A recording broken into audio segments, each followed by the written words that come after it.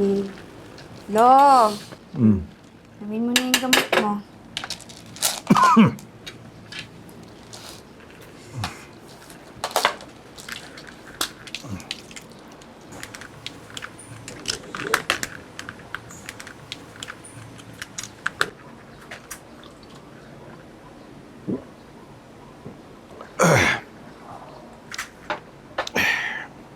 Mahirap bang pagsabihin din?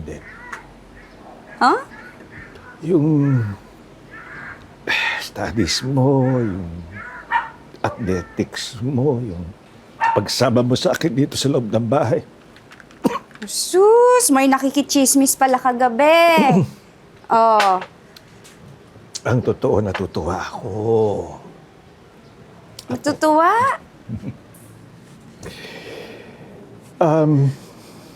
Sa palagay ko kasi, buryo ka na dito sa loob ng bahay mula nung iniwan tayo huling kasambahay natin eh. Yung makita kang may ganong sigla kagabi, yun ang gusto kong nakita sa'yo. Hindi naman yung gusto kong nakikita sa'yo, Lolo eh. Kaya sana bumalik na yung lakas mo, sipag-sipagin ka na, para makapagturo ka na ulit. Namimiss ka na ng mga estudyante mo, no? Sa palagay mo kaya kahit isa man lang sa kanila na nakakaalala sa akin ngayon.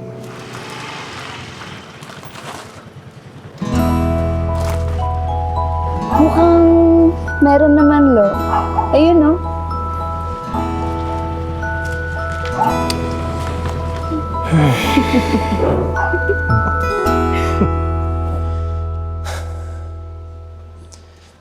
Ito na po, sir. Sa bawat pasa, pinapaasa. Sana ipasa, pasain man, pasan man, saan man, aasa. Pag pumasa, pasasalamatan.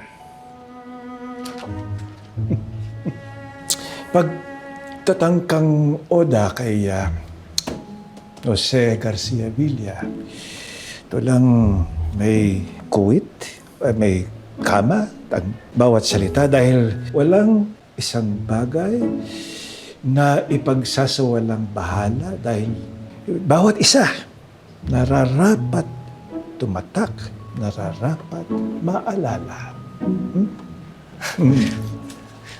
Okay na po ba, sir?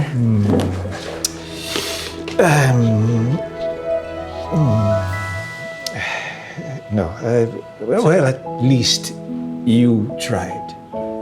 Sir, bukas po kasi yung submission ng grades, sir. Baka naman po, please.